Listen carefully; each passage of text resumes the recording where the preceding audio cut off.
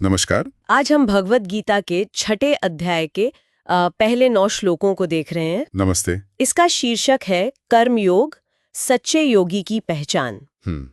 तो आज कोशिश रहेगी कि कर्मयोग का सार समझें और श्री कृष्ण के हिसाब से सच्चा योगी कौन है ये जानें। हाँ, और ये जो स्रोत है ये कर्म को देखने का एक बहुत ही, मैं कहूँगा, अनूठा नजरिया देता है। अनूठा कैसे? मतलब जो इसका मूल सिद्धांत है ना, वो ये है कि भाई अपना जो काम है, जो कर्तव्य है वो करो। हाँ, वो तो ठीक है। लेकिन उसके नतीजे से, उसके फल से कोई जुड़ाव मत रखो, कोई उम्मीद मत रखो। सुनने में तो आसान लगता है। हाँ, पर है काफी गहरा। बिल्कुल। और इसमें जो सबसे पहली बात मुझे लगी वो है योगी और सन्यासी की परिभाषा। आमतौर पर तो हम सोचते हैं सन्यासी मतलब जिसने सब छोड़ दिया हो, घर बार, कामकाज। सही कहा। पर यहाँ श्री कृष्ण कुछ और कह रहे हैं ना? हाँ, बिल्कुल। ये बहुत जरूरी पॉइंट है। पहले ही श्लोक में मतलब 6.1 में साफ लिखा है, अनाश्रितः कर्मफलम कार्यम कर्म करोति यः स सन्यासी च योगी च न निरग्निर न चाक्रियः। अच्छा। इसका मतलब है कि जो आदमी कर्म के फल का सहारा लिए बिना, मतलब उसकी चिंता किए बिना अपना जरूरी काम करता है, वही सन्यासी है, वही योगी है। तो फिर निरग्नि और अक्रिय कौन हुए? वही बताया है कि सिर्फ जिसने आग जलाना छोड़ दिया, मतलब कर्मकांड छोड़ दिए, या जिसने कर्म करना ही छोड़ दिया, वो योगी या सन्यासी नहीं है। अच्छा, तो मतलब फोकस बाहरी चीजों पर नहीं है? नहीं, बिल्कुल नहीं। जोर अंदर की स्थिति पर है, अनासक्ति पर। आप कर्म करते हुए भी डिटैच्ड रह सकते हैं। अनाश्रितः कर्मफलम, कर्मफल का आश्रय न लेना, ये डिटैचमेंट वाली बात। पर ये मन में सवाल उठता है कि क्या ये स्वाभाविक नहीं है कि हम जो भी करें उसके अच्छे परिणाम की इच्छा तो रखते ही हैं? हाँ, ये बहुत ही प्रैक्टिकल सवाल है। देखिए, ये श्लोक यही तो समझा रहे हैं कि ये जो फल की इच्छा है ना, यही हमें बांधती है। बांधती है मतलब सुख दुख के चक्कर में फंसाती है। अगर नतीजा अच्छा आया तो खुश, बुरा आया तो दुखी। अनासक्ति का मतलब ये नहीं कि आपको परवाह नहीं है, उदासीन हो गए। तो फिर क्या है? इसका मतलब है कि नतीजा चाहे जो भी हो, आप शांत रहें, सम रहें। आपकी जो मन की शांति है वो भंग ना हो। और देखिए आगे के श्लोकों में जैसे 6.56 में कहा भी गया है कि आत्मा या कह ले मन, वही अपना दोस्त है और वही दुश्मन। मन ही दोस्त और दुश्मन। हाँ, जिसने अपने मन को जीत लिया, काबू में कर लिया, उसके लिए मन दोस्त जैसा है, और जिसने नहीं जीता उसके लिए वो दुश्मन की तरह काम करता है, हमें भटकाता है। तो ये जो अनासक्ति है, ये इसी जीते हुए मन का नतीजा है। अच्छा, तो मतलब मन पर काबू पाना, कंट्रोल करना, यही कुंजी है। बिल्कुल। तो ये सिर्फ फल की इच्छा छोड़ना नहीं है, बल्कि मन को ऐसा बनाना है कि वो नतीजों से हिले नहीं। और फिर सच्ची योगी के और क्या गुण बताए हैं इन श्लोकों में?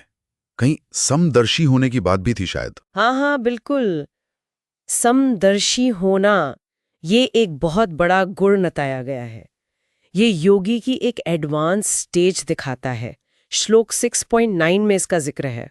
क्या कहता है वो श्लोक? वो कहता है, सुहरण मित्रायुदासीन मध्यस्थ द्वेष्य बंधुषु साधुष्वपि चापेषु समबुद्धिर विशिष्यते। अरे वाह! इसका मतलब कि जो व्यक्ति दोस्त, दुश्मन, जो न्यूट्रल है, जो बीच बचाव करने वाला है, जिससे कोई द्वेष रखता है, जो रिश्तेदार है, जो पुण्य करने वाला है और जो पापी है, सब में? हाँ, उन सब में समान भाव रखता है, समान बुद्धि रखता है, वही श्रेष्ठ है। सबको एक जैसा देखना। हाँ, ये समता का भाव। और ये तभी आता है जब इंसान राग द्वेष, सुख दुख, मान अपमान, इन सब जोड़ों से, द्वंद्वों से ऊपर उठ जाता है। ये उसी अनासक्ति और मन के कंट्रोल का ही अगला कदम है, कह सकते हैं। ये तो बहुत बहुत ऊंची अवस्था लगती है। दोस्त और दुश्मन में फर्क न करना, मान और अपमान में एक जैसा रहना, जैसा शायद श्लोक 6.7 में भी इशारा है। ये दिखाता है कि योग सिर्फ कोई कसरत या प्राणायाम नहीं है। ये तो मन की कैरेक्टर की एक बहुत गहरी स्थिति है। बिल्कुल सही कहा आपने। ये असल में जीवन जीने का एक तरीका है, एक नजरिया है, जहां आप काम तो कर रहे हैं पर मैंने किया वाला अहंकार नहीं है और फल की चिंता से भी मुक्त है। योग का मतलब ही यहाँ जुड़ना है अपने असली स्वरूप से, इस समता के भाव से। कर्म अपने आप में बंधन नहीं है। अच्छा। हाँ, कर्म से जुड़ा जो हमारा लगाव है, जो आसक्ति है, वो बंधन बनता है। तो इन श्लोकों का निचोड़ यही है कि अगर सही नजरिए से, सही भावना से कर्म किया जाए तो वही कर्म मुक्ति का रास्ता बन सकता है। तो अगर हम इसको समेटें तो इन 9 श्लोकों के हिसाब से सच्चा योगी या सन्यासी वो है जो फल की इच्छा के बिना अपना कर्तव्य करता है। जी हाँ, जिसने अपने मन को जीत लिया है, वश में कर लिया है। बिल्कुल। और जो हर हाल में हर किसी के प्रति एक जैसा भाव रखता है, समभाव, जो बाहरी चीजों पर, कर्मकांड पर नहीं बल्कि अंदर की अवस्था पर है। एकदम सही, बिल्कुल सटीक कहा। कर्म करना है और अच्छे से करना है, कुशलता से करना है, पर उसका नतीजा क्या होगा वो ईश्वर पर छोड़ देना है, या कह ले प्रकृति पर छोड़ देना है, उससे प्रभावित हुए बिना।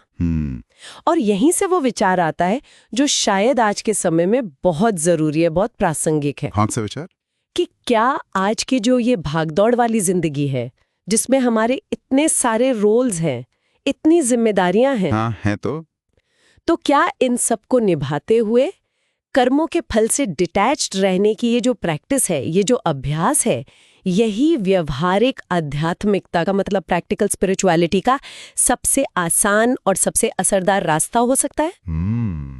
सोचने वाली बात है। क्या यही सबसे सुलभ मार्ग है आज के इंसान के लिए? हाँ, ये सवाल ये श्लोक हमारे लिए छोड़ जाते हैं, जिन पर हम और आप और सुनने वाले भी गहराई से सोच सकते हैं।